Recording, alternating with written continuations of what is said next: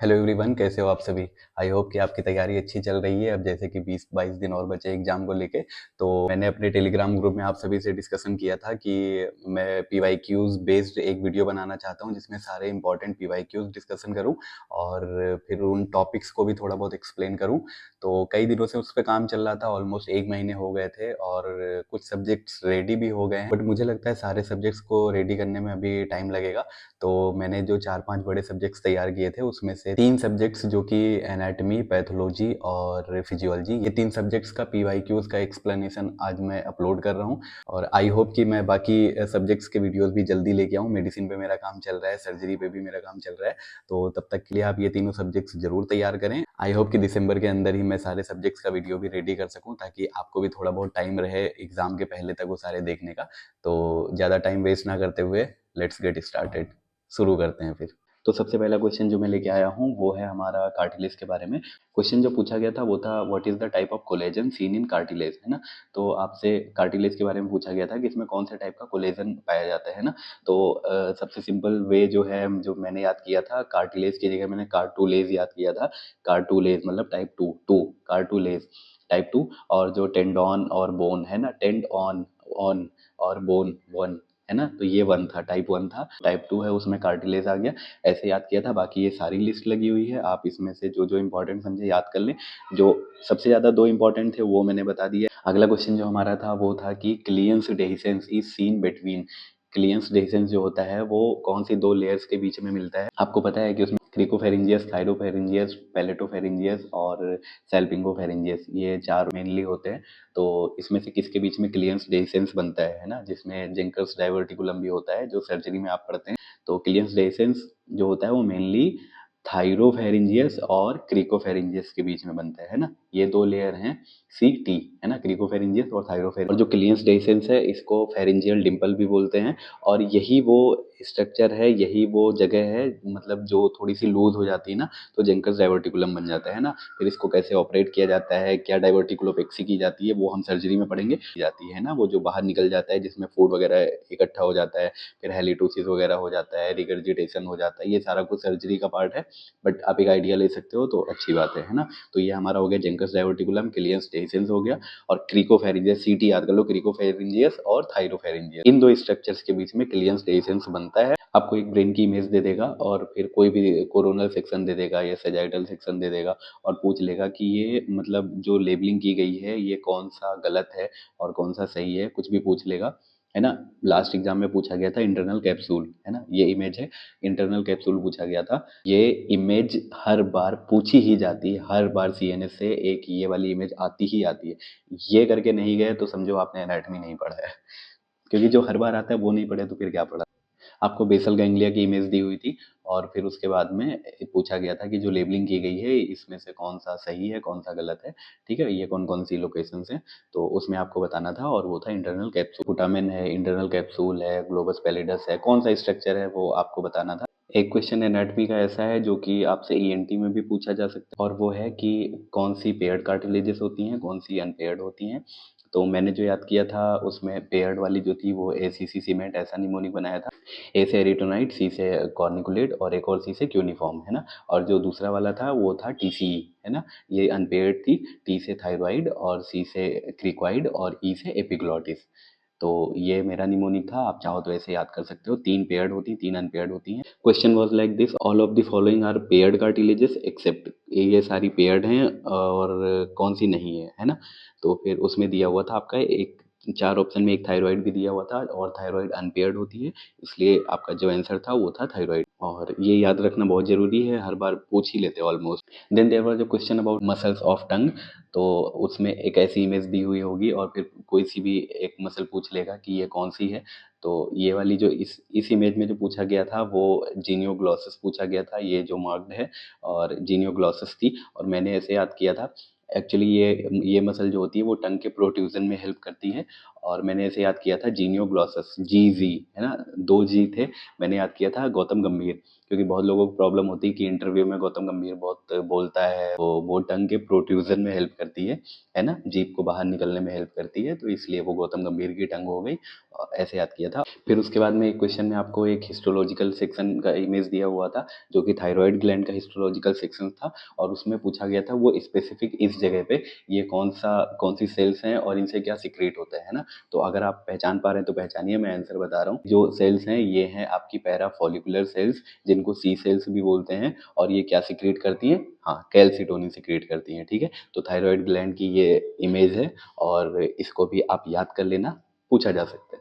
फिर एक क्वेश्चन पूछा जाता है कि इन्फेंट्स में किस लेवल पे जो स्पाइनल कॉर्ड है वो एंड होता है, ठीक है, मतलब स्पाइनल कॉर्ड कौन से वर्टिब्रल लेवल तक जाता है इन्फेंट्स में।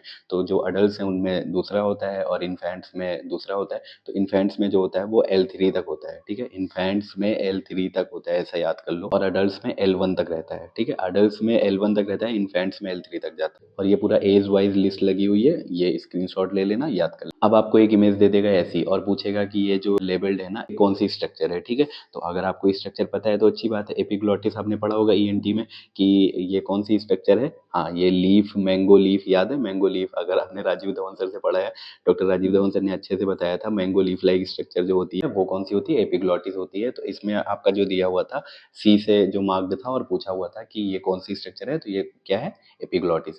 बाकी सारी स्ट्रक्चर्स कौन कौन सी हैं ये भी आप याद कर लेना, क्योंकि पूछने को कुछ भी पूछ सकते हैं। ये लैरिंग्स का पूरा लेबल्ड स्ट्रक्चर में लगा रहा हूँ, तो ये एक बार देख लेना, क्या पता काम आ जाए। अब एक क्वेश्चन आता है आपका प्लेन्स के बारे में कि which plane divides the body into anterior and posterior halves, है ना, कि मतलब अगर ऐसा कौन सा प्लेन है जिससे मेरा बॉडी है ये ऐसा, ये एंटीरियर हो जाए और ये पोस्टीरियर हो जाए। ये आपका कौन सा प्लेन होता है? ये, जी हाँ, ये होता है कोरोनल प्लेन, ठीक है। कोरोनल प्लेन कौन सा होता है? जब आप कोई भी चीज है, जैसे कि मैं एक बार के लिए बता देता हूँ, कोरोनल सेक्शन हम कैसे निकालते हैं। जैसे मान लीजिए कि ये कोई ऑब्जेक्ट है, तो इसको हम बीच से काटेंगे और ये इसका एंटीरियर अलग कर देंगे, पोस्टीरियर अलग कर देंगे, ठीक है। एंटीरियर पोस्टीरियर जब होगा वो कोरोनल प्लेन होगा।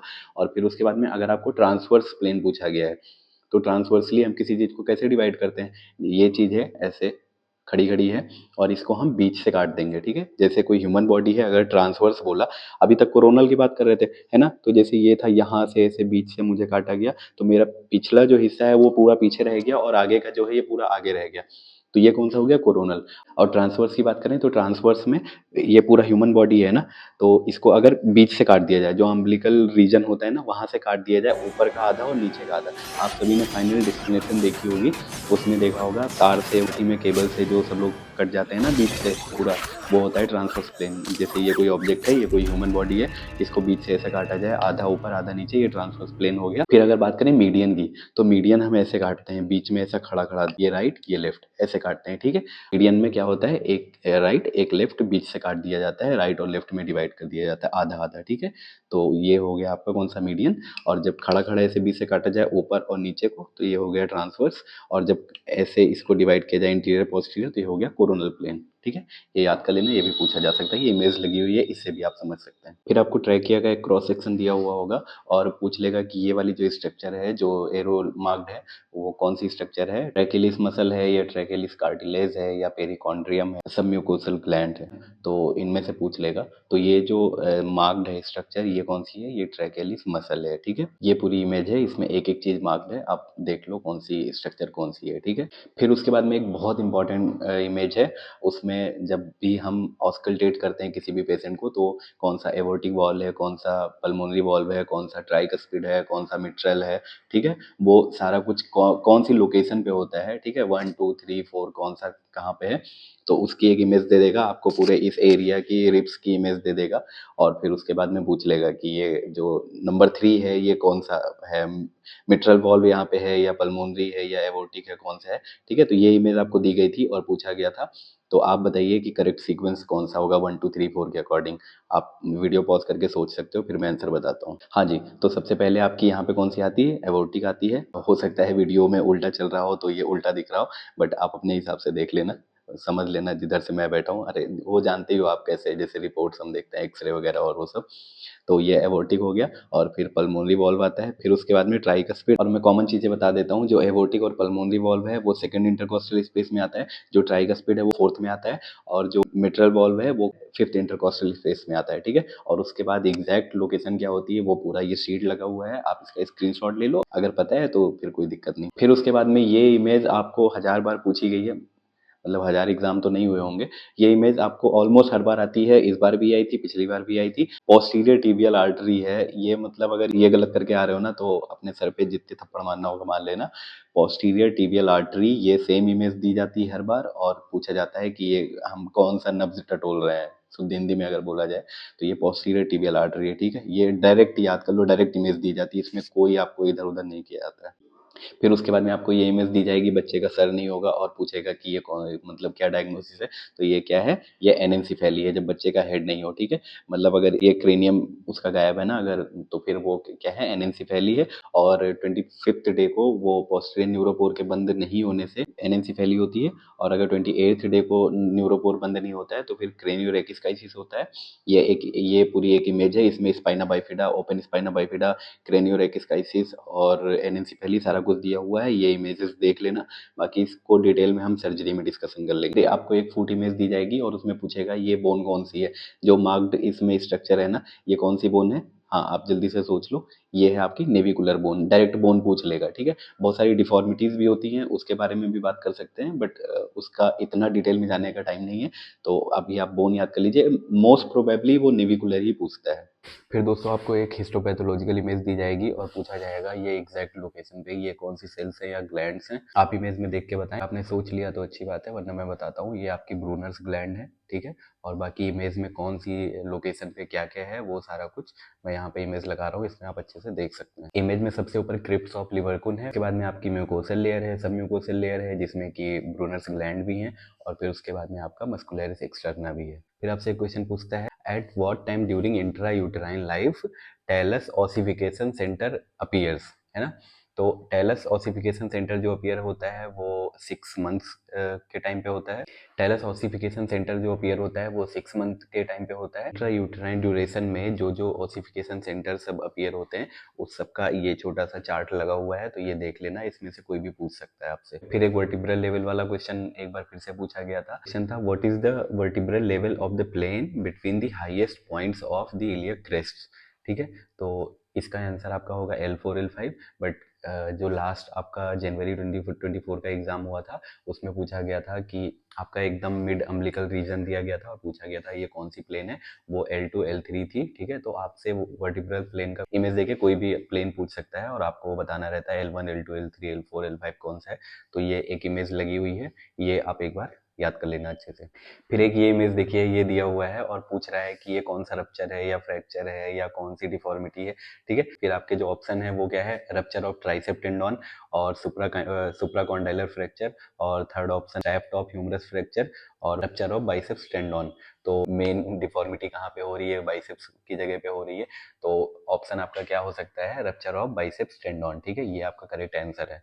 ये इमेज भी पूछी जाती है, दो तीन बार पूछी गई है, और इसको पोपिए साइन भी बोलते हैं, ठीक है। पोपिए साइन भी बोल सकता है और रप्चर ऑफ बाइसेप टेंडन भी पूछ सकता है। पोपिए साइन को अगर एक्सप्लेन करना हो तो कैसे करेंगे, जब भी आप एल्बो फ्लेक्स करते हैं ना तो यहाँ पे एक बल्ज ऐसे बन जाता है, ठीक है। वो मतलब बहुत इरेगुलर सा होता है, जो नॉर्मली बनता है उससे बहुत इरेगुलर सा होता है, वही होता है आपका पोपिए साइन। और दोस्तों टंग में अगर वो नर्व सप्लाई पूछना चाह रहा होगा ना तो डायरेक्ट नहीं पूछेगा कि टंग में कौन सी जगह पे कौन सी नर्व सप्लाई है, वो ऐसे पूछ लेगा कि a patient had his molar teeth extracted after which ना मोलर टीथ निकलवाया और उसके बाद क्या हुआ, he lost general sensation in the anterior 2/3 of the tongue, ठीक है।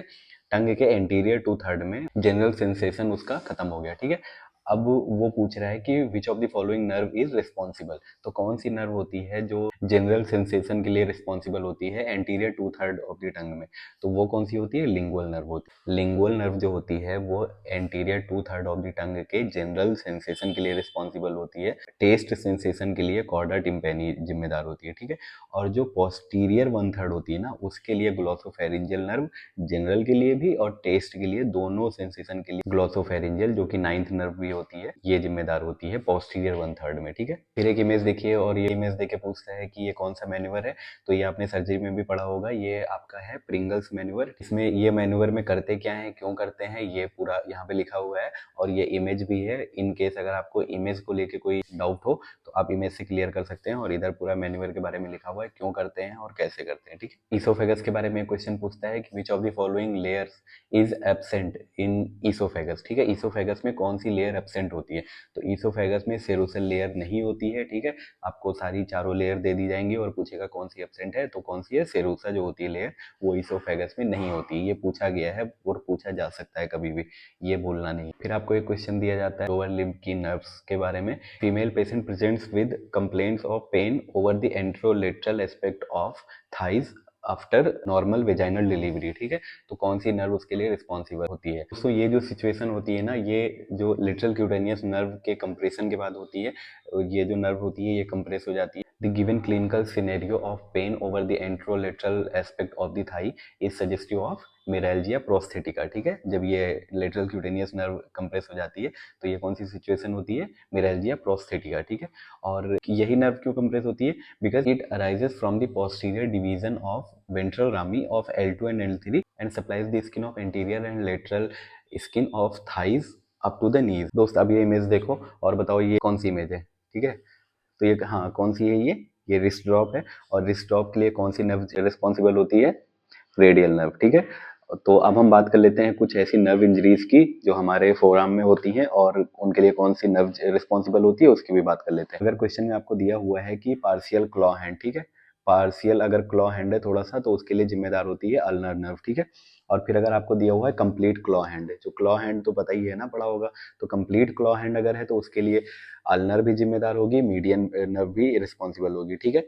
और अल्नर नर्व की सप्लाई कहाँ कहाँ होती है, ये इस वाली फिंगर में पूरे में अल्नर नर्व होती है, और इसमें हाफ में अल्नर होती है, हाफ में मीडियन होती है। इधर थंब साइड से लेके इधर 3 फिंगर में, और इसमें आधी है ना, 3.5, ठीक है। तो इसमें कौन सी होती है, मीडियन नर्व रिस्पॉन्सिबल होती है, और इधर ये 1.5 इसमें कौन सी होती है, अल्नर नर्व होती है, ठीक है। और बैक साइड में जो ये पूरी होती है इसमें पूरी सप्लाई होती है रेडियल नर्व। तो जो कंप्लीट क्लॉ हैंड जो बनेगा उसके लिए रिस्पॉन्सिबल होगी आपकी अल्नर भी होगी और मीडियन भी होगी। अब अगर हम कार्ड टेस्ट करते हैं तो कार्ड टेस्ट हम कौन सी नर्व देखने के लिए करते हैं, आपको इन दोनों फिंगर के बीच में अगर कार्ड पकड़ाया जाता है, तो इसमें तो अभी बताया ना मैंने, इसमें और इसमें हाफ में अल्नर नर्व रिस्पॉन्सिबल होती है। इसमें अगर कार्ड टेस्ट में पेशेंट को कोई भी प्रॉब्लम हो रही है कार्ड टेस्ट के टाइम पे, तो कौन सी नर्व इंजरी है, उसको अल्नर है, ठीक है। अगर हम पेन टेस्ट करते हैं तो इधर इस पूरे एरिया में जिम्मेदार होती है मीडियन नर्व, पेन टेस्ट भी हम मीडियन नर्व के लिए करते हैं।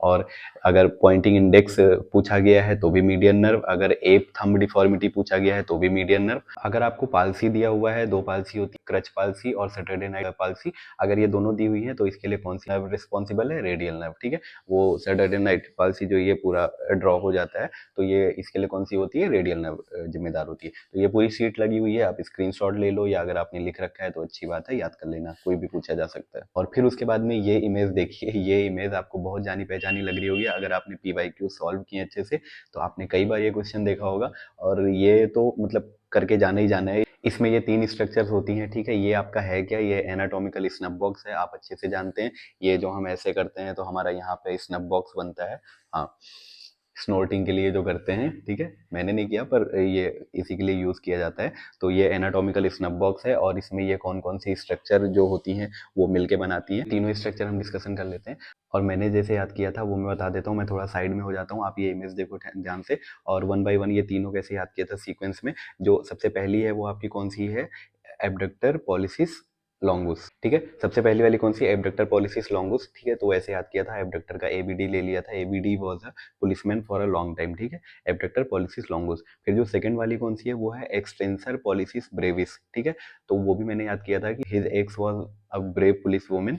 एंड फिर जो थर्ड वाली है ना, जो आपकी मीडियल वॉल में आती है, जो थर्ड वाली आपको दिख रही है, ये है एक्सटेंसर पॉलिसिस लॉन्गुस, ठीक है। तो ये भी याद किया था कि his ex was also a police woman for a long time, ठीक है। तो ये तीनों लेयर इस तरह से याद की थी, और आप भी चाहें तो ऐसे याद कर सकते हैं। हर बार एफएमजी या नीट पीजी एग्जाम में एक ना एक बार आता ही आता है, तो इसको आप जरूर याद करके जाइए।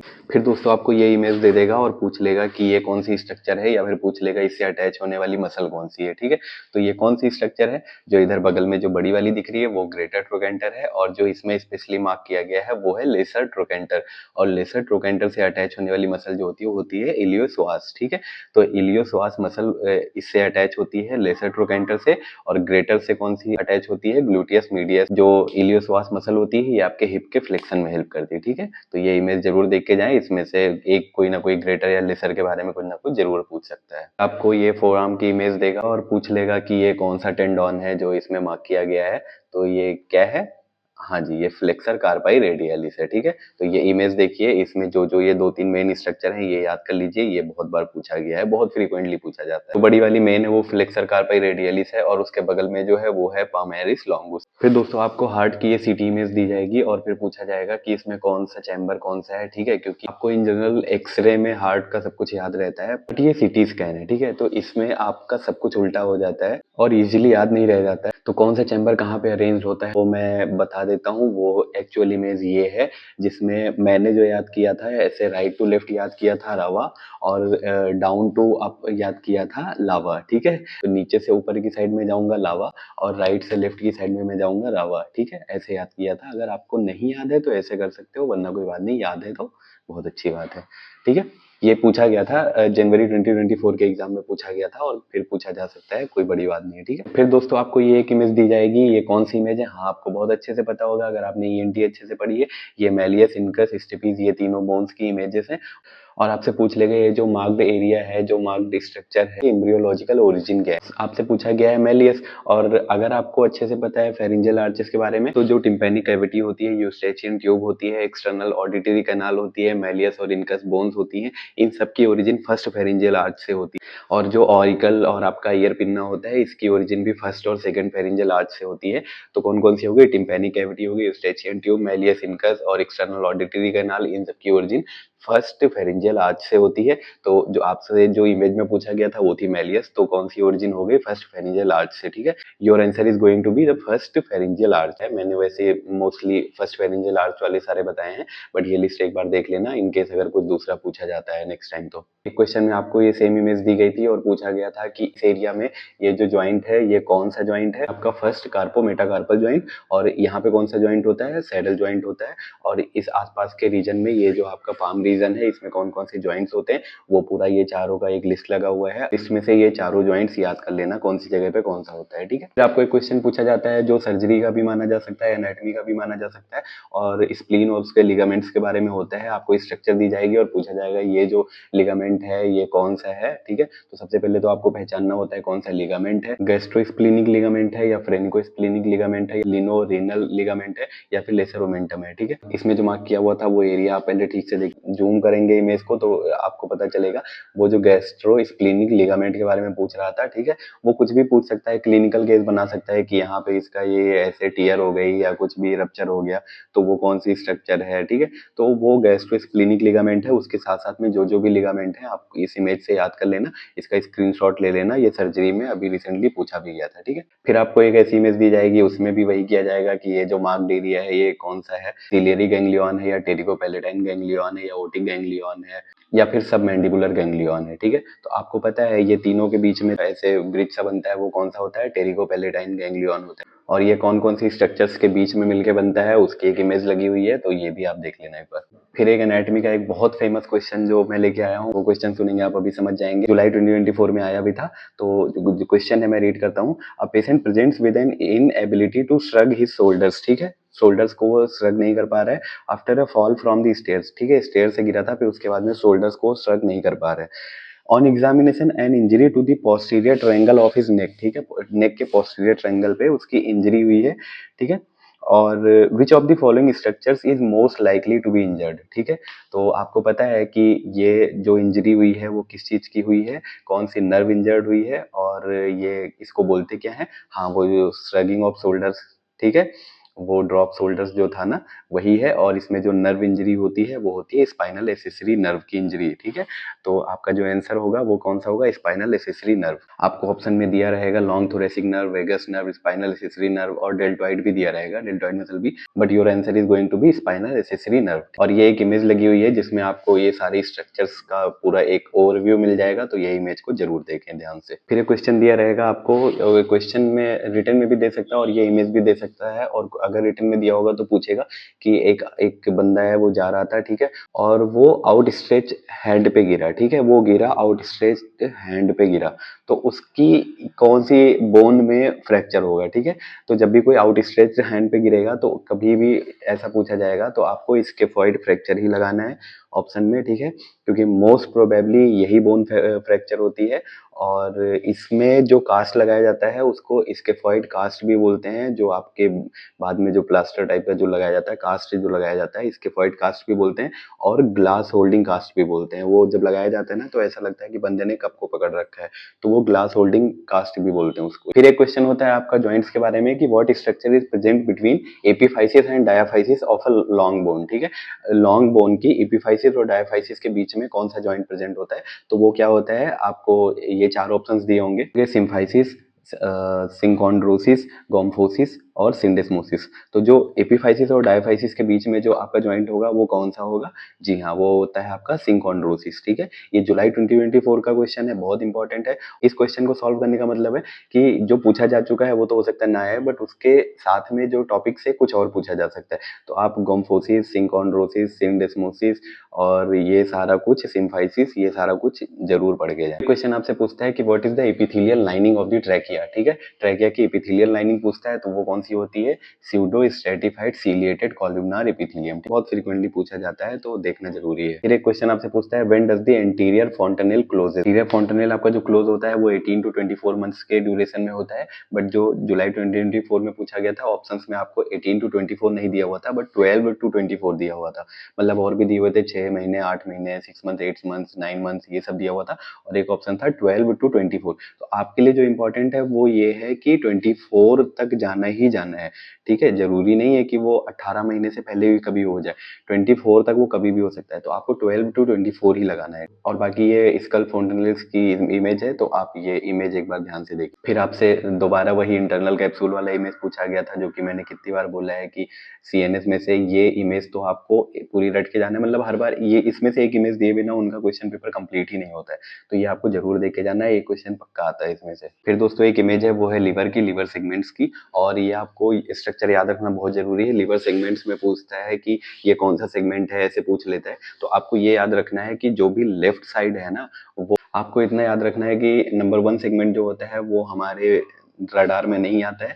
हमारा जो लेफ्ट वाला होता है वो 2, 3 एंड 4 होता है, ठीक है। 1 छोड़ दिया हमने, सेकंड, थर्ड एंड फोर्थ वो लेफ्ट में आता है। फिर उसके बाद में मान लीजिए कि लिवर यहाँ पे है, ठीक है, जस्ट सपोज कर लीजिए लिवर यहाँ पे है, ठीक है, तो 1 को हमने इग्नोर कर दिया, फिर हमारा 2, 3 एंड 4 वो हमारा लेफ्ट में आ गया, और जो 5, 6, 7, 8 है वो हमारा राइट में आ जाता है, ठीक है। तभी तो अगर 5 से लेके 8 तक के बीच में किसी भी सेगमेंट का हम अगर टॉमी करते हैं, मतलब उसको काट के निकालते हैं, तो उसको हम क्या बोलते हैं, राइट हिपेटेक्टॉमी, राइट हेमी हिपेटेक्टॉमी। और अगर लेफ्ट में लिवर के किसी भी सेगमेंट का हमको उसको काट के निकालना होता है तो हम उसको लेफ्ट हिपेटेक्टॉमी, लेफ्ट हेमी हिपेटेक्टॉमी, मतलब उस सेगमेंट के हिसाब से उसका जो भी नाम देते हैं वो इस तरह से बोलते हैं।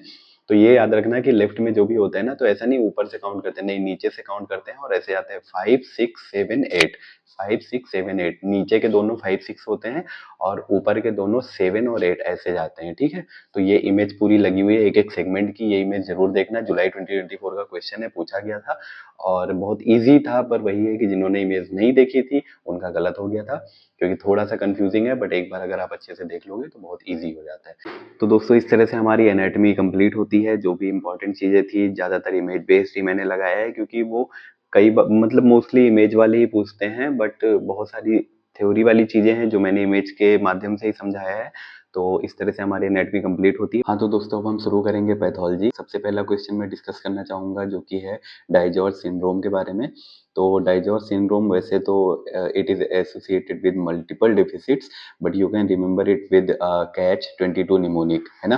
कैच 22 CATCH 22 ये निमोनिक होता है डाइजॉर्ज सिंड्रोम याद रखने का। तो अब मैं एक-एक करके कैच 22 एक्सप्लेन कर देता हूँ। ये मैं यहाँ पे फोटो भी लगा रहा हूँ, आप ये एक बार देख लेना, स्क्रीनशॉट भी ले सकते हो। कैच 22 में सी से क्या होता है, कार्डियक एब्नॉर्मेलिटीज होंगी बच्चे को या जिसको भी होगा, है ना? और फिर उसके बाद में ए से आएगा आपका एबनॉर्मल फेसिस, उसका फेस नॉर्मल नहीं होगा, थोड़ा एबनॉर्मल सा होगा।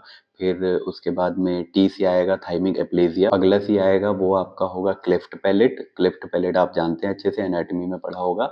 और फिर उसके बाद में एच से आपका जो आएगा हाइपोकैल्सीमिया। और जो 22 है ना वो deletion of chromosome number 22q11 है ना, वो क्रोमोसोम नंबर 22 है, क्रोमोसोम नंबर 22q11, ठीक है? तो इस तरह से हमारा डाइजॉर्ज सिंड्रोम कंप्लीट हो जाता है। अब एक और क्वेश्चन पूछा गया है, ये जो मैं डिस्कस कर रहा हूँ ये सारे PYQs ही हैं, है ना? एक और क्वेश्चन पूछा गया था आपसे हाइपोवोल्मिक शॉक के बारे में।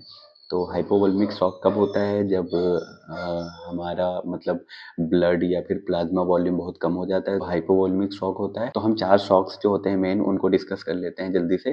तो जो हाइपोवोल्मिक शॉक होता है ना, जब भी क्वेश्चन पढ़ो आप, अगर उसमें ब्लड या प्लाज्मा वॉल्यूम की डिफिशियंसी है ना, मतलब ब्लड या प्लाज्मा वॉल्यूम कम हो रहा है, तो आप हाइपोवोल्मिक शॉक की तरफ जाएंगे। और अगर मायोकार्डियल पंप का फेलियर हो रहा है ना, तो आप कार्डियोजेनिक शॉक की तरफ जाएंगे। अगर क्वेश्चन में आपको ट्रॉमेटिक स्पाइनल इंजरीज दी हुई हैं, तो आप किसकी तरफ जाएंगे, न्यूरोजेनिक शॉक के बारे में सोचेंगे, है ना? और अगर क्वेश्चन में कोई भी इन्फेक्शन की बात हो रखी है, जो कि अक्सर फॉरेंसिक मेडिसिन में भी पूछा जाता है, तो अगर आपको इन्फेक्शन मेंशन किया हुआ है क्वेश्चन में, तो आप सेप्टिक शॉक के बारे में सोचेंगे, ठीक है? तो ये होता है क्राइटेरिया कि आप कौन से शॉक के बारे में सबसे पहले आप सोचना शुरू करें, कौन सा शॉक आपके दिमाग में सबसे पहले आएगा, है ना? तो जो क्वेश्चन में था PYQ वो हाइपोवोल्मिक शॉक के बारे में था, पर कभी भी कोई भी पूछा जा सकता है। और दोस्तों ये क्वेश्चन मैं यहाँ पे लगा रहा हूँ, आप पॉज करके पढ़ लेना, और ये इमेज भी दे रहा हूँ। तो ये इमेज थी और ये क्वेश्चन था, है ना? और इसके बाद में ऑप्शन में दिया हुआ था आपका सेमिनोमा, टेराटोमा और एम्ब्रियोनल कार्सिनोमा, ये सारा दिया हुआ था। और क्वेश्चन में दिया हुआ था कि AFP जो था वो नॉर्मल था, है ना? पर LDH बढ़ा हुआ था, LDH बढ़ा हुआ था, AFP नॉर्मल था। तो ये सारे जितने हैं ना, इसमें जब भी आपका AFP with in normal range हो और LDH बढ़ा हुआ हो, तो आप तुरंत कौन सा लगाएंगे, सेमिनोमा, ठीक है? सेमिनोमा में कभी भी AFP नॉर्मल रेंज से ऊपर नहीं जाता है, पर LDH अच्छा खासा बड़ा होता है ना? तो इस तरह से आप इसकी पहचान कर सकते हैं। और ये मैं लिस्ट लगा रहा हूँ, ये आप एक कंपेरेटिव स्टडी कर सकते हैं, आप ये इसका स्क्रीनशॉट भी ले लेना, तो इससे पता लग जाएगा कि कौन सा मार्कर किस में रेज होता है, किस में नॉर्मल रहता है, किस में कम होता है। फिर उसके बाद में एक क्वेश्चन आपसे पूछा जाता है सिलिकोसिस, एस्बेस्टोसिस, बेगोसोसिस, बिजिनोसिस, ये सब क्वेश्चन के बारे में, जो कि PSM में भी पूछा जा सकता है, पैथ में भी पूछा जा सकता है। पैथ में अगर पूछेगा, अगर PSM में पूछेगा तो डायरेक्ट पूछ लेगा कि वो बंदा इस फैक्ट्री में काम करता है या इस इंडस्ट्री में काम करता है, या वो किसान है, फार्मर है, जो भी है। अगर पैथ में आपसे पूछ लेता है कि ट्यूबरकुलोसिस के साथ एसोसिएशन में क्या होगा, तो आप सिलिकोसिस लगाएंगे। एक चीज और याद रखने वाली चीज है, या तो सिलिकोसिस पूछेगा या एस्बेस्टोसिस पूछेगा, ये दो में से ही ज्यादातर पूछते हैं। तो सिलिकोसिस जो आपका होता है वो अपर जोन में होता है, ठीक है? और एस्बेस्टोसिस जो होता है वो लोअर जोन में होता है। ऐसे याद रख लीजिए, एस्बेस्टोसिस, है ना, बेस में। तो एस्बेस्टोसिस जो लोअर जोन में होगा वो एस्बेस्टोसिस होगा, और जो अपर जोन में होगा वो सिलिकोसिस होगा। और silicosis is most commonly associated with tuberculosis. और एस्बेस्टोसिस जो बेस पे होता है उसमें ग्राउंड ग्लास अपीयरेंस मिलती है, ये मैंने दोनों लगा दिए हैं, इधर सिलिकोसिस इधर एस्बेस्टोसिस। एस्बेस्टोसिस में आपको चेस्ट एक्सरे में ग्राउंड ग्लास अपीयरेंस देखने को मिलता है, और सिलिकोसिस में चेस्ट एक्सरे में आपको स्नोस्ट्रोम अपीयरेंस देखने को मिलता है। Silicosis most commonly associated with tuberculosis, asbestosis mesothelioma के साथ बहुत स्ट्रांगली एसोसिएटेड होता है। तो ये दोनों के बारे में और दोनों का डिफरेंस ये अच्छे से याद कर लेना, ये बहुत कॉमनली पूछे जाते हैं, ठीक है? कोई बड़ी बात नहीं है अगर इस बार भी आपसे पूछ लिया जाए। और ये मैं पूरी लिस्ट लगा रहा हूँ, इसमें सारा कौन सी इंडस्ट्री में काम करने से या कहाँ पे कौन सा काम करने से आपको कौन सी बीमारी हो सकती है, ये पूरी लिस्ट है, किसको याद कर लेना, जो शुगर फैक्ट्री में काम करते हैं या सैंड स्टोन फैक्ट्री में काम करते हैं या कोल इंडस्ट्री में काम करते हैं, या जो फिर वो कॉटन वगैरह का काम करते हैं, है ना, उस सब की अलग अलग बीमारियां हैं। और ये पूरी लिस्ट है कि PSM में भी या पैथ में भी आ सकती है, और हर बार इसमें से एक ना एक पूछा ही जाता है ना। तो ये लिस्ट आप स्क्रीनशॉट ले लेना, आपके पास होगी ऑलरेडी, पर अगर नहीं है तो स्क्रीनशॉट ले लेना और याद कर लेना अच्छे से। फिर दोस्तों एक क्वेश्चन दिया गया था टेराटोमा के बारे में। तो क्वेश्चन कैसे पूछेगा, आपको एक ट्यूमर दे देगा, है ना। ट्यूमर दे देगा और बोलेगा कि इसकी जो ओरिजिन है ना, वो ऑल थ्री जर्म लेयर से है इसकी ओरिजिन। अब आप डिसाइड करिए कि ऑल थ्री जर्म लेयर से ओरिजिन कौन से ट्यूमर की होती है ना। तो वो होती है टेराटोमा। ये मैंने इमेज लगाई है ना, ये टेराटोमा की इमेज है। इसकी ओरिजिन तीनों जर्म लेयर से है और इसमें रोकिटांस की प्रोट्यूबरेंस होता है और इसमें आपको टीथ भी दिखेगा, हेयर भी दिखेगा और स्वेट ग्लैंड्स वगैरह भी होती हैं। मतलब बहुत गंदा सा दिखता है ये। इसकी रियल इमेज भी मैं ये लगा रहा हूँ और एक ये जो आपसे आपको दे सकते हैं एग्जाम में, जो दे के पूछ लेते हैं, है ना। तो अगर तीनों जर्म लेयर से ओरिजिन दिया हुआ है तो टेराटोमा, जिसको डर्मोइड सिस्ट भी बोल देते हैं। तो अगर आपको डर्मोइड सिस्ट लिखा है तो कंफ्यूज मत होना, वो टेराटोमा ही है। तो दोस्तों जो स्कार फॉर्मेशन होता है वो बेसिकली टू टाइप्स का होता है। कोई भी वोंड होता है अगर, तो उसके बाद में या तो हाइपरट्रॉफिक स्कार होगा या तो फिर केलॉइड फॉर्मेशन होगा। हाइपरट्रॉफी स्कार जो होता है वो विद इन वोंड मार्जिन होता है और कोई भी जेनेटिक एसोसिएशन नहीं होता है इसमें, और ये कोई भी रेस स्पेशल नहीं होता है। पर जो केलॉइड फॉर्मेशन होता है आपका, उसका जेनेटिक एसोसिएशन भी होता है और ये ब्लैक रेस पीपल में ज़्यादा होता है ना। और ये बियॉन्ड वुंड मार्जिन होता है, जो कहीं पे भी आपका वुंड जो होगा, जो हील होगा, उसके बाद में ये उस मार्जिन के बहुत बाहर जाके बन जाता है। ये दोनों इमेज मैंने लगा दी है, आप दोनों में डिफरेंस देख सकते हो, ठीक है। ये आपका हाइपरट्रॉफिक हो गया, ये आपका केलॉइड फॉर्मेशन हो गया। चलिए एक अगला क्वेश्चन मैं रीड करता हूँ।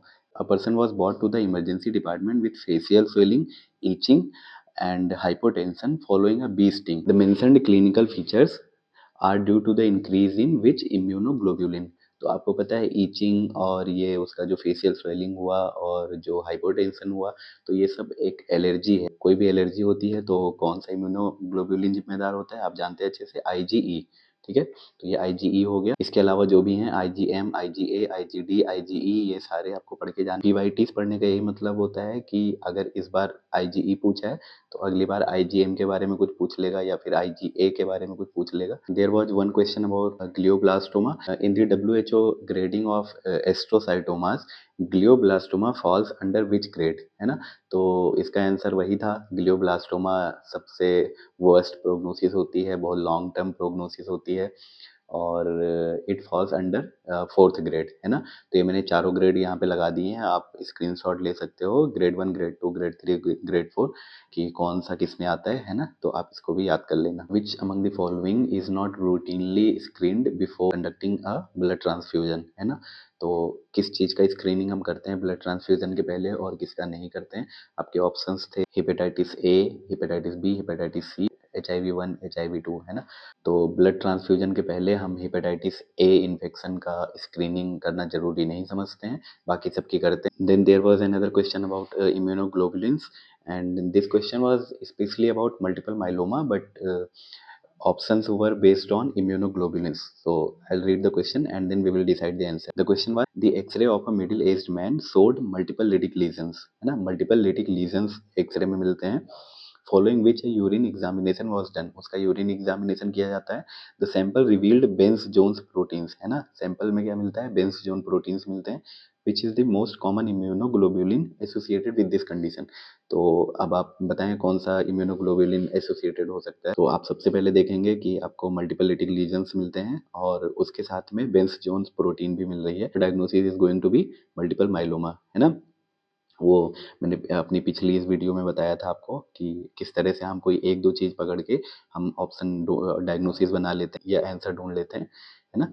तो ये हमारा हो गया मल्टीपल माइलोमा और इसमें हमारा जो मोस्ट कॉमन आईजी होता है वो कौन सा होता है, आईजीजी फॉलोड बाई आईजीए, है ना। तो हमारा आंसर क्या होगा, IgG. Then next question was about stains, examiners one of the favorite questions. So the question was, which of the following is used for the detection of hemocyanin deposits?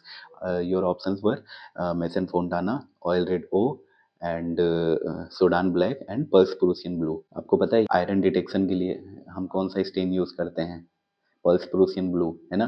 तो बाकी कौन सा स्टेन हम किसके लिए use करते हैं मैं उसकी भी एक लिस्ट लगा रहा हूँ, आप याद कर लेना। पर इतना याद रखना, जो पर्ल्स प्रूसियन ब्लू है हेमोसाइड्रिन डिपॉजिट्स के लिए यूज होता है, और जो मेसन फोंटाना है वो आपका मेलेनिन डिटेक्ट करता है। आपका ऑयल रेड वो है, ऑयल से आपको पता है फैट होता है, तो ऑयल से आपको लिपिड और फैट्स के डिपोजिशन के बारे में पता चलता है। लिस्ट मैंने लगा दी है, ये आप अच्छे से देख लेना। आपको क्रोमोसोमल पैटर्न के बारे में अच्छे से पता होगा, है ना। तो एक क्वेश्चन डिस्कस कर लेते हैं कि a boy was diagnosed with a medical condition which is believed to have been passed down from his grandmother to his father. उसके ग्रैंड मदर से उसके फादर को मिला, and then from his father to him.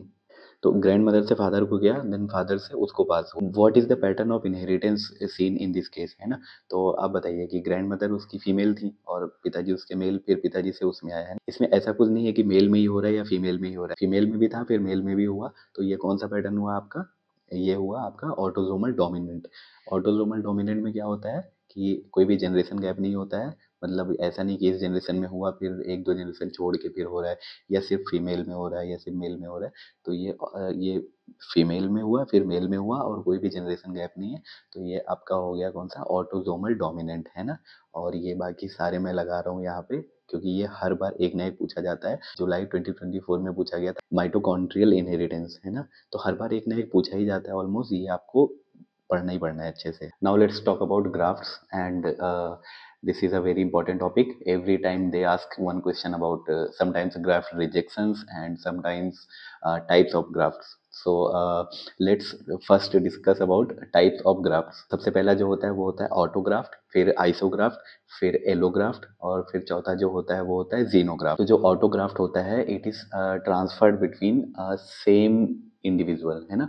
आपकी ही body के किसी part से उठा के आपकी ही बॉडी के कहीं और पार्ट में लगा दिया जाता है, ये होता है आइसोग्राफ। कि आपका कोई स्किन वगैरह ले लिया और कहीं पे लगाना है ना। फिर second one is isograft. Isograft is all about two genetically identical, जैसे कि मोनोजाइगोटिक ट्विंस, है ना, वो ऑलमोस्ट सेम ही होते हैं, जेनेटिकली आइडेंटिकल होते हैं, उनके बीच में अगर ग्राफ्ट लगाया जा रहा है तो वो होता है isograft. Then we talk about allograft. Allograft is the most used, है ना, क्योंकि सेम स्पीसीज में होता है, ह्यूमन से ह्यूमन में हो सकता है, किसी एक जानवर से सेम स्पीसीज के जानवर में हो सकता है। आपने जैसे अगर कोई भी ट्रांसप्लांट करवाया तो किसी और पर्सन से लिया और अपने में ट्रांसप्लांट करवाया, तो वो होता है एलोग्राफ्ट। तो ट्रांसफर बिटवीन सेम स्पीसीज, तो ये होता है allograft. Then last one is xenograft. Xenograft is all about transfer between different species. जब दो डिफरेंट स्पीसीज के बीच में ट्रांसप्लांट होता है तो वो होता है जीनो। टाइप्स ऑफ ग्राफ्ट रिजेक्शन जो होते हैं वो तीन तरह के होते हैं, एक एक्यूट होता है, एक हाइपर एक्यूट होता है, एक क्रोनिक होता है। जो क्वेश्चन पूछा गया था 2021 में, the question was cells responsible for graft rejections are. कौन सी सेल्स होती हैं जो ग्राफ्ट रिजेक्शन के लिए रिस्पॉन्सिबल होती हैं। Your options were macrophages, T cells, B cells, plasma cells. Your answer is T cells. T cells responsible होती हैं ग्राफ्ट रिजेक्शन के लिए। फिर आते हैं, आपसे पूछ लेता है कि HLA एसोसिएटेड डिजीजेस के बारे में, है ना। तो HLA एसोसिएटेड डिजीजेस बहुत सारी होती हैं, कौन सी डिजीज कौन से HLA के साथ एसोसिएटेड होती है उसके बारे में थोड़ा जान लेते हैं। Question asked was rater syndrome. Rater syndrome is associated with, है ना, उसमें बहुत सारे HLA और ये DR3, DR8, ये DQ, ये सब दिया हुआ था। आंसर वाज HLA-B27, है ना। रीटर syndrome is associated with HLA-B27। मैंने ये सारी लिस्ट लगा दी है, ये पूरी आपको HLA के साथ में एसोसिएशन में जो भी डिजीजेस हैं आप इसे याद कर लेना, इसमें से कोई भी एक पूछी जा सकती है। लगातार तीसरे एग्जाम में तीसरी बार आपका इम्यूनोग्लोबुलिन वाला क्वेश्चन पूछा गया था। The question was during pregnancy ABO incompatibility does not occur due to which antibody, है ना। कौन सी एंटीबॉडी की वजह से ABO इनकम्पैटिबिलिटी नहीं होती है ना। तो ऑप्शन में वही चार पांच आपके एंटीबॉडीज दे दी जाएंगी। योर आंसर इज IgM, है ना, because IgM is an antibody that does not cross placenta. IgM जो होती है वो प्लेसेंटा क्रॉस नहीं कर सकती है, तो फिर वो मदर का जो सर्कुलेशन है, मदर्स ब्लड सर्कुलेशन से फीटल सर्कुलेशन में IgM जाता ही नहीं है, तो उसकी वजह से ABO इनकम्पैटिबिलिटी नहीं होती। That's why they do not have a significant role in causing hemolytic diseases of the newborn और द फर्स्ट बॉर्न बेबी, है ना। They do not have any role in hemolytic diseases of the newborn. IgM। तो आपको antibodies के बारे में पढ़ना बहुत जरूरी है, ये चारों पांचों के बारे में, इनसे हर बार एक नया क्वेश्चन पूछते ही पूछते हैं। अब बात करते हैं अगले क्वेश्चन की। तो ये पूरा क्वेश्चन मैं यहाँ पे लगा रहा हूँ, आप ये क्वेश्चन पहले ध्यान से पढ़ो, आप इसको वीडियो को पॉज करो और ये क्वेश्चन पढ़ो, फिर बात करते हैं। हाँ, तो आपने क्वेश्चन पढ़ लिया। इसमें आपको एक की पॉइंट मिला होगा और वो की पॉइंट क्या था, आप अगर याद होगा तो अच्छी बात है, नहीं याद है तो मैं बता देता हूँ। आपको दिखा होगा peripheral blood smear confirms the presence of sickle shaped red blood cells, है ना। वो पेरिफेरल ब्लड स्मीयर में आपको sickle shaped red blood cells दिखी थी। तो आपको पता होगा कि इसका मतलब क्या है, उसको क्या था, सिकल सेल एनीमिया था, है ना। और उसका जो नेक्स्ट लेवल है ना, वो फिर क्या हो जाता है, सिकल सेल क्राइसिस। उसके रिजल्ट की वजह से ये सब कुछ हो रहा है ना। तो इसका ऑप्शन क्या होगा आपका, अगर कुछ भी नहीं पता है तो भी सिकल सेल एनीमिया तक तो पहुंच ही गए थे, तो सिकल सेल क्राइसिस लगा दो। और वैसे भी इसका जेन्युइनली इसका आंसर यही है, सिकल सेल क्राइसिस हुआ है, जिस वजह से ये सारे सिम्टम्स आ रहे हैं जो कि सारे उसमें मेंशन्ड हैं। उस पर बहुत ज़्यादा डिटेल में जाने की जरूरत नहीं है ना। तो sickle cell crisis is the answer. भाई पैथ में ना अगर हिमेटोलॉजी नहीं पढ़ा है तो कुछ भी नहीं पढ़ा है। हिमेटोलॉजी से बहुत क्वेश्चन आते हैं, 2-4 क्वेश्चन आते ही आते हैं, है ना। तो एक क्वेश्चन डिस्कस कर लेते हैं, मैं क्वेश्चन रीड करता हूँ। A 30-year-old woman presents with pallor and fatigue, investigation reveal the following, haemoglobin ये 5, MCS 24, leukocyte 11,000 and platelets 5 lakhs। इतना सब ठीक है ना। हीमोग्लोबिन कम था और MCH वगैरह जो भी लो था सब देख लिया आपने। द आयरन प्रोफाइल शोज, यहाँ से ध्यान देना क्वेश्चन पे, जब भी ये एनीमिया वाले क्वेश्चन आएंगे, कौन सा एनीमिया है, इसके लिए आपको सीरम फेरेटिन और TIBC, total iron binding capacity, ये याद करना बहुत जरूरी है, किसमें कम होता है किसमें ज्यादा होता है ना। एक की पॉइंट बताऊंगा और आपको भी पता ही होगा, प्रीति शर्मा मैम से सीखा है मैंने, और मैं उनका भी स्क्रीनशॉट भी लगाऊंगा। Iron profile showed low serum ferritin and high TIBC, है ना। सीरम फेरेटिन उसका लो है और जो TIBC है, टोटल आयरन बाइंडिंग कैपेसिटी, वो बहुत हाई है। तो आयरन बाइंडिंग कैपेसिटी हाई होने का मतलब क्या है कि आयरन उसके अंदर बहुत कम है ना। आपको खाना खाने की बहुत ज़्यादा इच्छा कब होती है, जब आपके पेट में कुछ ना हो, जब आपका पेट बहुत खाली हो तो खाना खाने की इच्छा बहुत ज़्यादा बढ़ जाती है। आप कुछ भी देखते हैं जल्दी जल्दी, अरे यार छीन के खा लूँ, ये कैसे पा जाऊँ, है ना। तो TIBC बढ़ा हुआ है मतलब उसके अंदर आयरन बहुत कम है, तभी तो बढ़ा हुआ है। TIBC कैपेसिटी उसकी बढ़ी हुई है, बाइंडिंग कैपेसिटी। तो TIBC बढ़ा हो और फेरेटिन घटा हो, ये होता है आपका आयरन डिफिशियंसी एनीमिया में, है ना। और TIBC डाउन हो, TIBC कम हो और सीरम फेरेटिन बढ़ा हुआ हो, ये होता है आपका सिड्रोब्लास्टिक एनीमिया में, है ना। तो ये मैं पूरा चार्ट लगा रहा हूँ, ये एक क्वेश्चन से मैम ने करवाया था, ये पूरा चार्ट है, आप इसको याद कर लो। तो ये चार्ट से आपको सबसे जरूरी चीज क्या मिल गई, कि सिर्फ और सिर्फ TIBC इंक्रीज हो, बाकी सारा कुछ डिक्रीज हो, तो वो आपका क्या हो जाता है, IDA, iron deficiency anaemia. But अगर आपका TIBC डिक्रीज है, बाकी सारा कुछ बढ़ा हुआ है ना, तो वो क्या हो जाता है, सिड्रोब्लास्टिक एनीमिया। अगर आपका TIBC घटा हुआ है, TIBC डिक्रीज है, बाकी सारा कुछ इंक्रीज है, तो आपका हो जाता है सिड्रोब्लास्टिक एनीमिया। इसके अलावा जब आपका सारा कुछ घटा हुआ हो बट सीरम फेरेटिन बहुत बढ़ा हुआ हो, सीरम फेरेटिन बहुत है आपके पास, है ना, पूरा भरा हुआ है, पर बाकी सारा कुछ घटा हुआ है, तो हो जाता है AOCD। फिर एक हिस्टोपैथोलॉजिकल इमेज की बात कर लेते हैं जल्दी से। आपको दिया होगा the histopathological section of a skin lesion is given below, what is the probable diagnosis, है ना। तो स्क्वामस सेल कार्सिनोमा है या बेसल सेल है या मैलिग्नेंट मिलेनोमा है या एडिनोकार्सिनोमा है, क्या है, तो आपको उस हिसाब से पहचाना है। जैसे एक बार में ये इमेज दी हुई थी, है ना। तो इस इमेज में आप अगर ध्यान देंगे तो आपको बीच में केराटिनस पल्स दिखेंगे, है ना, इसलिए ये हो जाता है आपका स्क्वामस सेल कार्सिनोमा। बाकी ये मैंने बेसल सेल कार्सिनोमा की भी इमेज लगा दी है और एडिनो कार्सिनोमा की भी लगा दी है, ये तो स्क्रीनशॉट ले ही लेना। बट इसके साथ जब भी आपको इमेज में कुछ ऐसा ब्लैक ब्लैक दिखे तो ये आपका हो जाता है मैलिग्नेंट मिलेनोमा, है ना। मिलेनोमा वैसे ही ब्लैक ब्लैक सा होता है, तो जब भी कुछ ऐसा सा मिले तो मैलिग्नेंट मिलेनोमा हो जाता है। बाकी अगर आपको याद है तो वेल एंड गुड। ग्राफ्स के बारे में एक और क्वेश्चन पूछ सकता है कि which of the following organs have the highest incidence of graft rejection, है ना। तो कौन से ऑर्गन्स है, सॉलिड ऑर्गन्स, जिनमें सबसे ज़्यादा रिजेक्शन का चांस होता है, तो वो है आपका लंग्स, है ना।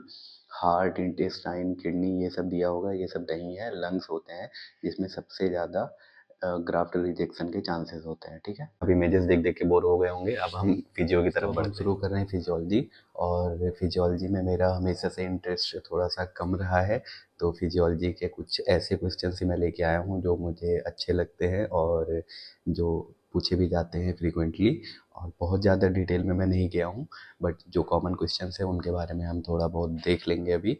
तो शुरू करते हैं। फर्स्ट क्वेश्चन मैं रीड करता हूँ। और वो है कि as filtrate flows through PCT, जो फिल्ट्रेट्स हमारे होते हैं वो जब पीसीटी से जब फ्लो करते हैं, the concentration of all of the following decreases except, हर चीज़ की कंसंट्रेशन डिक्रीज होती है बट कौन सी चीज़ की नहीं होती है, ठीक है। ऑप्शन है हमारे amino acids, glucose, chloride and bicarbonate. दोस्तों जब हमारे फिल्ट्रेट्स पीसीटी से प्रॉक्सिमल गोनोलेटेड ट्यूब्यूल से पास होते हैं तो हमारे क्लोराइड की कंसंट्रेशन होती है वो इंक्रीज होती है, डिक्रीज नहीं होती है बल्कि इंक्रीज होती है। और पीसीटी के अर्ली पार्ट में जो क्लोराइड की कंसंट्रेशन होती है वो 105 होती है ऑलमोस्ट, और जो सेकेंड पार्ट में जब जाती है तो वो बढ़ के 140 तक पहुंच जाती है। और डिटेल्स मैंने यहाँ पे लिख के डाला हुआ है, तो आप डिटेल्स पढ़ना होगा तो पॉज करके पढ़ लेना। दोस्तों जो दूसरा क्वेश्चन है वो हार्मोन बेस्ड है। A mother complains of breast cramps during the breast feeding her child, ठीक है। Which of the hormones is responsible for this, कौन सा हार्मोन है जो रिस्पॉन्सिबल है ब्रेस्ट क्रैम्प्स के लिए, ब्रेस्ट फीडिंग के टाइम पे ब्रेस्ट क्रैम्प्स के लिए रिस्पॉन्सिबल होता है आपका ऑक्सीटोसिन। क्यों होता है ऑक्सीटोसिन रिस्पॉन्सिबल वो भी जान लेते हैं, क्योंकि जो ऑक्सीटोसिन होता है वही मिल्क इजेक्शन में हेल्प करता है। दोस्तों मेमोजेनेसिस, लैक्टोजेनेसिस, गैलेक्टोकाइनेसिस और गैलेक्टोपोइसिस, इन सब में कौन कौन से हार्मोन काम करते हैं ये पूरा लिस्ट लगी हुई है। फिर एक क्वेश्चन आपसे पूछा जाता है कि which of the following hormones regulate serum calcium levels. Options में आपको दिए जाते हैं कैल्सिटोनिन, विटामिन डी, पैराथॉर्मोन या फिर ऑल ऑफ द अबव। तो आपको पता होना चाहिए कि विटामिन डी, पैराथॉर्मोन और कैल्सिटोनिन ये सारे होते हैं जो सीरम कैल्शियम लेवल को रेगुलेट करते हैं, ठीक है। तो इसमें ऑल ऑफ द अबव आपका आंसर हो जाए। फिर एक क्वेश्चन पूछता है corticospinal tract crosses at, corticospinal tract कहाँ पे क्रॉस करता है। ऑप्शंस में आपको दिया जाएगा मिड ब्रेन, अपर मेडुला, लोअर मेडुला और बोन्स।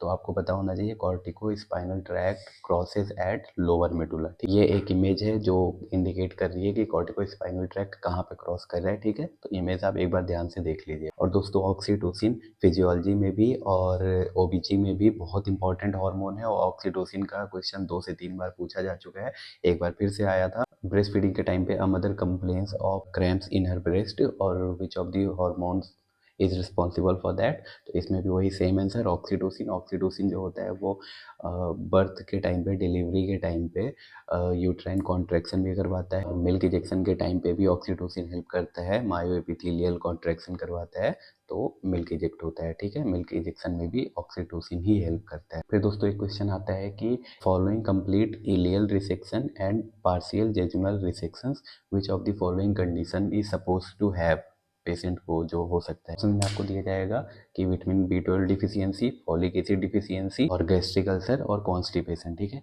तो आपको ये बहुत अच्छे से पता होना चाहिए, जो हमारा विटामिन B12 है ना उसका एब्जॉर्प्शन होता है इलियम में जाके, ठीक है। तो अगर इलियम का कंप्लीट रिसेक्शन हो चुका है तो B12 की डिफिशियंसी होगी, क्योंकि B12 का जो एब्जॉर्प्शन होता है वो कहाँ पे होता है, इलियम में जाके होता है, ठीक है। तो एक छोटा सा निमोनिक है, आप उससे याद कर सकते हो मेटाबोलाइट एब्जॉर्प्शन साइट्स क्या क्या होती हैं। जो निमोनिक है वो है dude is just feeling ill bro, ठीक है। डूड इज, डी से ड्यूडेनम, आई से क्या होता है आपका आयरन, ठीक है। तो ड्यूडेनम में आयरन का एब्जॉर्प्शन होता है, और जस्ट फीलिंग जे से जेजुनम और एफ से फोलिक एसिड, जेजुनम में फोलिक एसिड का एब्जॉर्प्शन होता है। और इल ब्रो, इल से आपका क्या हो गया इलियम, और इलियम में ब्रो से B12, ठीक है। इलियम में आपका विटामिन B12 का एब्जॉर्प्शन होता है। फिर एक क्वेश्चन आपसे पूछा जाता है which of the following cell organelles is associated with killing bacteria and viruses. Option में आपको दिया रहेगा पेरोक्सिसोम, राइबोसोम्स, गोल्जी कॉम्प्लेक्स और लाइसोसोम। तो आपका जो आंसर है वो क्या होगा लाइसोसोम्स। लाइसोसोम्स जो होती हैं वो क्या कंटेन करती हैं, वो हाइड्रोलिटिक एंजाइम्स बनाती हैं और उसकी मदद से वो बैक्टीरिया एंड वायरसेस को किल करती है। कुछ लाइसोसोमल स्टोरेज डिजीजेस के नाम मैंने मेंशन किए हैं, तो ये लिस्ट याद कर लेना, ये बहुत ज़रूरी है। बट इसको अभी मैं डिटेल में यहाँ पे नहीं कर रहा हूँ, क्योंकि बायोकेमिस्ट्री में इस लिस्ट में से कम 4 से 5 क्वेश्चन बनेंगे, हर बार पूछा जाता है, बायोकेमिस्ट्री में बहुत पूछा जाता है, तो हम वहाँ पे इसको डिटेल में देख लेंगे। अगला क्वेश्चन जो हमारा पूछा जाता है वो ये है कि haemoglobin with iron in ferric form is, haemoglobin iron के साथ फेरिक फॉर्म में क्या होता है। आपको ऑप्शन में दिए जाते हैं methemoglobin, HbA, fetal haemoglobin, HbS, ठीक है। तो आपका आंसर होने जा रहा है वो है मेथमोग्लोबिन। फिर आपसे एक क्वेश्चन पूछा जाता है which among the following functions is not carried out by the intestinal epithelium. Intestinal epithelium का इनमें से कौन सा एक काम है जो नहीं करती, उसके बारे में जानते हैं। ऑप्शन दिए जाते हैं secretion of digestive enzymes, bile salt secretion, mucus secretion and absorption of ions. तो आपको पता है कि इंटेस्टाइनल एपिथेलियम इनमें से एक काम है जो नहीं करती है, और वो है bile salt secretion. Bile salt secretion intestinal epithelium का काम बिल्कुल नहीं है। बाइल सॉल्ट जो होता है वो लीवर से सिक्रीट होता है, ठीक है। Bile salt is secreted by liver from cholesterol. फिर क्वेश्चन आता है, a study was conducted on a group of people to study the factors that increase and inhibit the secretion of insulin, ठीक है। वो कौन सा फैक्टर है जो इंक्रीज भी करता है और इनहिबिट भी करता है इंसुलिन के सिक्रीशन को। आपको ऑप्शंस में दिए जाएंगे gastric inhibitory polypeptide, glucagon, acetylcholine और इपिनेफ्रिन, ठीक है। तो आपको पता होना चाहिए इंसुलिन कब सिक्रीट होता है, जब आपका ब्लड ग्लूकोज लेवल बढ़ जाता है, उसके रिस्पॉन्स में इंसुलिन सिक्रीट होता है। और ये कहाँ से सिक्रीट होता है, जी हाँ, पैनक्रियास के बीटा सेल से बनता है। और इंसुलिन के सिक्रीशन में हमेशा हेल्प करती हैं acetylcholine, glucagon, gastric inhibitory polypeptide, ये सारी उसके सिक्रीशन में हेल्प करती हैं। बट एपिनेफ्रिन और नॉरएपिनेफ्रिन हमेशा उसको इनहिबिट करने का काम करती है, ठीक है। कभी भी उसके सिक्रीशन में हेल्प नहीं करती हैं, उसको इनहिबिट करने का काम करती है। फिर वही सेम क्वेश्चन तीसरी या चौथी बार कि which hormone is responsible for galactokinesis. और गैलेक्टोकाइनेसिस क्या होता है, जी हाँ, मिल्क इजेक्शन होता है। वही मिल्क इजेक्शन पूछ लेगा या उसी को गैलेक्टोकाइनेसिस बोल देगा, और हार्मोन वही सेम रहेगा, ऑक्सीटोसिन। ये बहुत बार पूछा गया है, ठीक है, बहुत कॉमन क्वेश्चन है, तो ये तो जरूर पढ़ के जाना है। फिर अगला क्वेश्चन आपसे पूछा जाता है कि which of the following ECG finding is characteristically found in Wolff Parkinson White syndrome, WPW syndrome में इनमें से कौन सी ईसीजी फाइंडिंग्स मिलती है, ठीक है। तो आपको ऑप्शन में ये चारों दी हुई होंगी, ठीक है, कि QRS कौन सा, या PR प्रोलॉन्ग होगा, या डिमिनिश्ड AV डिले होगा, या शॉर्ट QRS होगा। ये रही WPW सिंड्रोम में मिलने वाली ECG फाइंडिंग। और इसमें दो चीजें सबसे जरूरी होती हैं, शॉर्ट एंड PR इंटरवल होता है, वाइड एंड QRS कॉम्प्लेक्स होता है। 25-year-old male patient presents to the emergency department after a car crash, ठीक है। कार क्रैश के बाद एक पेशेंट आता है, on examination BP was 80/40 mmHg। 80/40 है मतलब हाइपोटेंशन है, एंड पल्सेस वर फीबल, ठीक है। Neck veins distended and heart sounds were muffled. जहाँ पे आपको डिस्टेंडेड नेक वेन्स मिल जाए और मफल्ड हार्ड साउंड मिल जाए तो आपकी डायग्नोसिस एक ही तरफ जाती है। हाँ, अगर आपने बना ली है तो अच्छी बात है, वरना मैं बता रहा हूँ। विच of the following changes will you expect in the JVP of this patient. हाँ, तो आपने बेक्स ट्रायड पढ़ा होगा कभी भी, और बेक्स ट्रायड में क्या होता है, डिस्टेंडेड नेक वेन्स और मफल्ड हार्ट साउंड और हाइपोटेंशन, ठीक है। ये तीनों चीज़ें जहाँ मिलती हैं वो बेक्स ट्रायड होता है। और बेक्स ट्रायड कहाँ मिलता है, कार्डियक टेम्पोनेट में, ठीक है। और कार्डियक टेम्पोनेट कब होता है, जब आपके पेरिकार्डियल स्पेस में ब्लड या कोई भी फ्लूइड एक्यूमुलेशन हो जाता है। तो वही सेम सिचुएशन दी हुई थी, ये तीनों सिम्टम्स दिए हुए थे, और कार क्रैश के बाद वो पेशेंट आया था, तो मतलब कार्डियक टेम्पोनेट हुआ ही होगा, ब्लड एक्यूमुलेशन हो गया होगा। मेन चीज़ ध्यान देने वाली बात यह है कि कार्डियक टेम्पोनेट से हमारा इस क्वेश्चन से क्या लेना देना है, क्योंकि ऑप्शंस में आपको क्या क्या दिया गया है, cannon A wave, absent Y descent, absent A wave और एब्सेंट एक्स डिसेंट, ठीक है। ये चार चीज़ें दी हुई हैं। कार्डियक टेम्पोनेट में जो वाई डिसेंट होता है ना, वो एब्सेंट होता है। सबसे इंपॉर्टेंट, जो कार्डियक टेम्पोनेट और कॉन्स्ट्रिक्टिव पेरिकार्डाइटिस में हम हमेशा कंफ्यूज होते हैं, तो इन दोनों के बीच में जो मेन डिफरेंस होता है वो यही होता है, जो वाई डिसेंट होता है वो कार्डियक टेम्पोनेट में डिमिनिश्ड होता है या एब्सेंट होता है, ठीक है। और बाकी ये सब बिक्स्ट्रैड और ये सब जहाँ आपको मिले वहाँ आपकी डायग्नोसिस बनेगी कार्डियक टेम्पोनेट। फिर आपसे पूछता है कि which of the following is the mechanism of action of thyroid diuretics, ठीक है। तो थायराइड डायूरेटिक्स का मैकेनिज्म ऑफ एक्शन पूछा गया है, वो आपसे किसी का भी पूछ सकता है, फार्मा में भी पूछ लेता है, फिजियोलॉजी में तो पूछ ही सकता है, ठीक है। तो थायराइड डायूरेटिक्स का जो मैकेनिज्म ऑफ एक्शन होता है, inhibits sodium chloride pump in early DCT, ठीक है। अर्ली डिस्टल कॉन्वोल्यूटेड ट्यूब्यूल में ये सोडियम क्लोराइड पंप को इनहिबिट करता है। इससे क्या होता है, जो सोडियम और क्लोराइड का एक्सक्रीशन होता है उसको और इंक्रीज कर देता है, तो ये बहुत और ज़्यादा एक्सक्रीट हो जाते हैं, फिर हमारे हार्ट पे लोड कम पड़ जाता है। A 23-year-old man with hypertension presents at the hospital, his blood pressure upon examination is 150/90 and he is afebrile, ठीक है। 150/90 ब्लड प्रेशर है, एफेब्राइल पेशेंट है। Further evaluation reveals normal serum renin levels, serum renin levels normal है, leading to a diagnosis of Crohn's syndrome. Crohn's syndrome diagnosis उसका बना है। All of the following conditions would be seen in Crohn's syndrome accept. Krones syndrome में इनमें से कौन कौन सी condition देखने को मिलेगी और कौन सी नहीं मिलेगी। ऑप्शन जो दिए गए हैं वो है hypokalemia, polyuria, metabolic alkalosis, metabolic acidosis. मैंने अपनी पिछली वीडियो में जो एक ट्रिक बताई थी रूल आउट करने की, तो वो ट्रिक लगा के भी हम पहले ही दो ऑप्शन यहाँ से रूल आउट कर सकते हैं। वो ये है कि जब आपको ऑप्शन में मेटाबॉलिक एल्कलोसिस और मेटाबॉलिक एसिडोसिस दोनों दिया गया है, तो एल्कलोसिस और एसिडोसिस दोनों साथ में तो नहीं होगा ना, इनमें से कोई एक ही चीज़ होगी। तो इनमें से कोई एक ही चीज़ होगी जो कि हमारा आंसर होने जा रही है, ठीक है। या तो मेटाबॉलिक एल्कलोसिस इसमें एक्सेप्शन है, या तो फिर मेटाबॉलिक एसिडोसिस। तो हमारा हाइपोकलीमिया और पॉलीयूरिया तो वैसे ही हम नहीं लगाने वाले हैं, हमें हमें एल्कलोसिस और एसिडोसिस पे ध्यान देना है। तो जो क्रोन सिंड्रोम्स वाले पेशेंट होते हैं ना, उनमें प्राइमरी हाइपर एल्डोस्टेरोनिज्म भी होता है। और उसके मेन सिम्टम्स कौन कौन से होते हैं? हाइपरटेंशन, हाइपोकलीमिया, पॉलीयूरिया, मेटाबॉलिक एल्कलोसिस, ठीक है। ये इतने हो गए, ये इतने निकल गए। अब ऑप्शन में हमें एक्स्ट्रा क्या दिया हुआ था? Metabolic acidosis. तो हमारा ऑप्शन क्या होगा? मेटाबॉलिक एसिडोसिस, क्योंकि हमसे पूछा गया था एक्सेप्ट, तो हमें मेटाबॉलिक एसिडोसिस को ही आंसर लगाना है। फिर दोस्तों आपसे एक क्वेश्चन पूछा जाता है कि एक पेशेंट है जिसको आयरन डिफिशियंसी एनीमिया है और वो अलग से आयरन का ओरल सप्लीमेंट ले रहा है या ले रही है, ठीक है। तो ऐसा कौन सा सब्सटेंस है, क्या है जो कि आयरन के एब्जॉर्प्शन को डिक्रीज करने का काम करता है? आपको ऑप्शन में दिया जाएगा सिट्रस फ्रूट्स और ascorbic acid, sugars in the diet, और एक ऑप्शन दिया जाएगा टी। तो टी ऐसा एक ऑप्शन है, आप कंसीडर नहीं करेंगे, बोलेंगे टी से क्या कनेक्शन होगा, बट जो एग्जैक्ट आंसर है उसका वो है टी, क्योंकि टी एक ऐसा कंपाउंड कंटेन करता है जिसको हम टेनेंट्स भी बोलते हैं। तो ये आयरन के एब्जॉर्प्शन को डिक्रीज करता है। अगर आप आयरन ओरल सप्लीमेंट्स के रूप में ले रहे हैं तो आपको टी अवॉइड करनी चाहिए। और बाकी जो सिट्रस फ्रूट्स हैं, स्कॉर्बिक एसिड है, शुगर्स हैं, ये सब क्या करते हैं? ये आयरन के एब्जॉर्प्शन में हेल्प करते हैं। फिर आपसे एक क्वेश्चन पूछा जाता है, which of the following glucose transporter present in skeletal muscles and adipose tissues, ठीक है। GLUT1, GLUT2, GLUT5, GLUT4 और SGLT1 ये सब दे देगा। तो आपको पता होना चाहिए जो स्केलेटल मसल्स और एडिपोज टिश्यूज में जो प्रेजेंट होता है वो होता है GLUT4। और ये पूरी लिस्ट लगी हुई है। GLUT1 कहाँ पे पाया जाता है? GLUT1 mainly brain, RBC, placenta में पाया जाता है। और GLUT2 जो होता है वो मेनली लिवर और पेनक्रियाटिक सेल्स में पाया जाता है। GLUT3 जो होता है मेनली न्यूरॉन्स में पाया जाता है, इसके अलावा किडनी और प्लेसेंटा में पाया जाता है। और GLUT4 जो होता है वो आपका क्वेश्चन ही था, स्केलेटल मसल और एडिपोज टिश्यूज में। और GLUT5 जो होता है वो स्मॉल इंटेस्टाइन और टेस्टिस में पाया जाता है। फिर आपको एक क्वेश्चन दिया जाता है कि 3 कोन्स ऑफ आइसक्रीम खाने के बाद एक बंदा है, उसको अपना ईयर जो है ना वो कोल्डर फील होता है सेंट्रल बॉडी से ज्यादा, ठीक है। सेंट्रल बॉडी टेम्परेचर जो होता है उससे ज्यादा उसको अपना ईयर जो है वो कोल्डर फील होता है। फिर पूछ लेगा कि ब्रेन का कौन सा पार्ट है जो बॉडी टेम्परेचर को रेगुलेट करता है। तो आपको पता होना चाहिए कि बॉडी टेम्परेचर को रेगुलेट करने का काम होता है हाइपोथैलेमस का, इसको हम थर्मो रेगुलेटरी सेंटर भी बोलते हैं। फिर एक क्वेश्चन में आपसे पूछता है कि mechanism of action of inhibin क्या होता है, ठीक है। इनहिबिन का मैकेनिज्म ऑफ एक्शन क्या होता है? तो जो इनहिबिन होता है, it acts by inhibiting the production of FSH, ठीक है। एफएसएच के प्रोडक्शन को रोकने का काम करता है इनहिबिन। फिर एक क्वेश्चन पूछता है आपसे हार्मोन्स के बारे में, which of the following hormones increases during starvation, sleep, deep sleep and stress? तो आपको ऑप्शन जो दिए जाएंगे वो होंगे cortisol, prolactin, glucocorticoids, growth hormone.